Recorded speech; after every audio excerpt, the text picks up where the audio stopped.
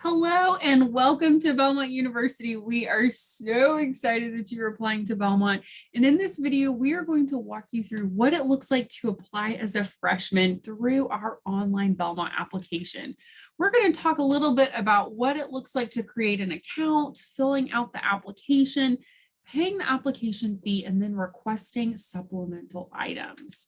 So I want to talk a little bit about what is included in the application before we dive in. You can apply either through BU4U, our online Belmont application, or through the Common App. We do not have a preference, but for the purpose of this video, we will be applying through BU4U. We're going to ask you for some general information. We're going to have you write an essay, share your resume of activities. There's some optional supplemental essays, and then we'll talk about what it looks like to apply with or without test scores, as we are test optional for 2022.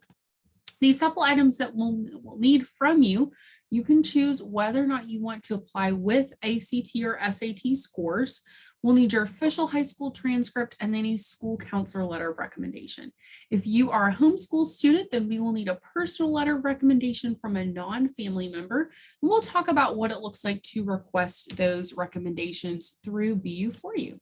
So to get started, there's a couple different ways that you can find where the application is. If you go to applying as a new freshman, you can click here on the Belmont online application. So that's where we're going to go, which will take you to our portal BU4U. So you can go ahead and log in here. If you have not yet created an account, then you can do so in the upper left-hand corner. You can click create an account. For this video, we're going to just go ahead and sign in. So this is going to be the BU4U dashboard. You can see any applications that you've started. You can see any events that you've registered for. So this is going to be a great portal that we will then see later after we apply. We'll see our supplemental items populate. So we are going to apply as an undergraduate student. So we're going to click that undergraduate application.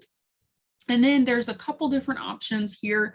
So if you're applying for spring or fall, you will choose that in the entry term, academic level, and then academic program. So in this video, we will be applying as an undeclared student. So you can see here in that top left-hand corner, you can see that we are applying for fall 2022 as undeclared as our chosen major. And so this first section is just going to be personal information. So you're going to give us your name, your preferred name, all of that information will go here. On the next page, we are going to talk about your academic plans. So we can see we went ahead and filled this in. So applying as a new freshman for fall 22 as undeclared. And then this is where you will choose whether or not you want to apply with test scores.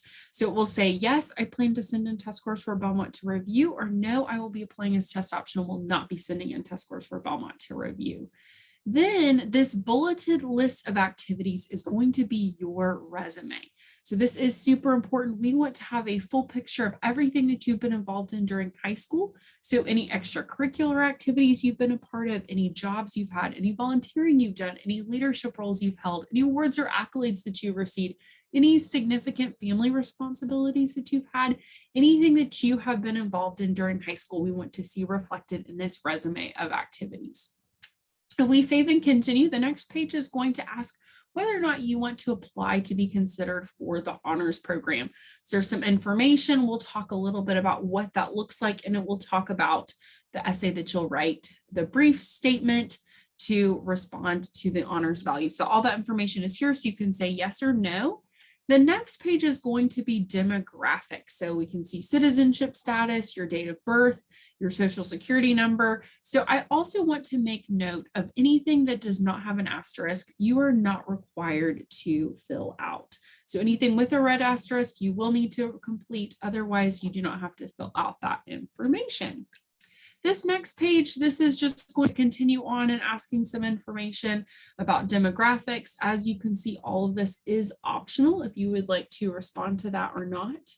And then if we click to the next page, this is going to give some information about family status. So this once again is optional, so you can choose whether or not you want to submit that. If you do select, it will populate some of those different sections below. This is also a little bit more continuing on with parent information. So you can choose whether or not you want to fill that out. It will ask if you have a legal guardian other than your parents, and then you can also add any siblings. This next page is going to be about academics. So this is where you can fill out where you go to school.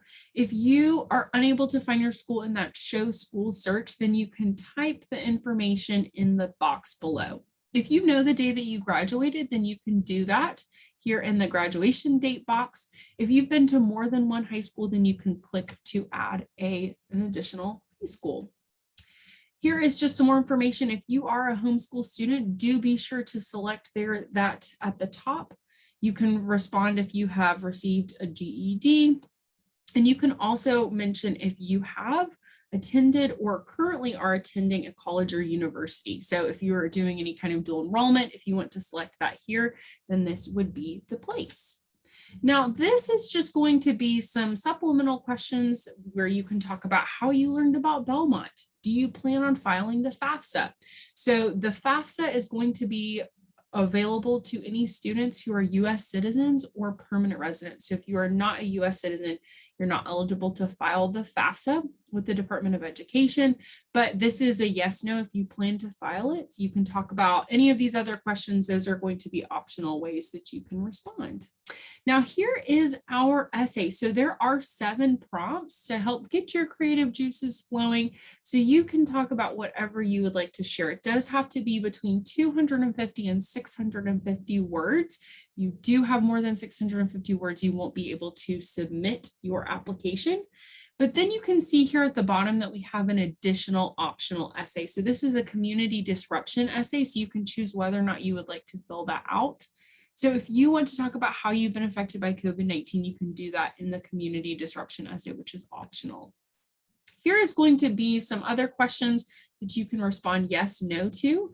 And then there's another supplemental essay. So this is another optional essay. So we like to refer to this as the catch-all essay. So if there's anything else that you would like to share with the admissions committee, you can do that here in the supplemental essay. And then you are going to be able to respond to these questions yes or no, and then you will sign and date before you can submit your application. Now, as you can see here at the bottom, we have a couple different options. You can go back a page, you can save your application, you can preview before submission, which will put everything that you've entered on your application in one long page, or you can go ahead and submit. So if you click submit application, then it is going to take you to the application fee page. So there's a couple different options. You can pay with a credit card or debit card, or if you qualify for a fee waiver code, then you could fill that out here. Please feel free to reach out to your admissions counselor if you qualify for a fee waiver code, and they can share the information with you. Once you click make online payment, it is going to tell you that you have submitted your application. Super exciting. And then if you click to return to your My Account page, then that will bring you back to the portal where you can see the status of your application. So as you can see here, it says action required, and this is going to populate your supplemental items. I do want to tell you this can take a few minutes. So if you go back and it's not there yet, then have no worry, it will populate. Once it does populate, this is what it's going to look like. So it's going to tell you this application requires your attention, and it's going to show us the status of our items. So we can see that we are still waiting on an official high school transcript, and also that we haven't yet started a recommendation request. That does take a minute for it to populate. Once it does, then you can submit your request to your school counselor or to your personal letter of recommendation, and you can put their name and their email address.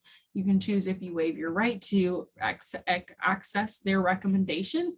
And then if you'd like to share a note with them, you can do that here. Now, once you've submitted that, then let's talk a little bit about the timeline. So within 1 to 2 weeks of your application file being considered completed, you will receive an admissions decision in the mail.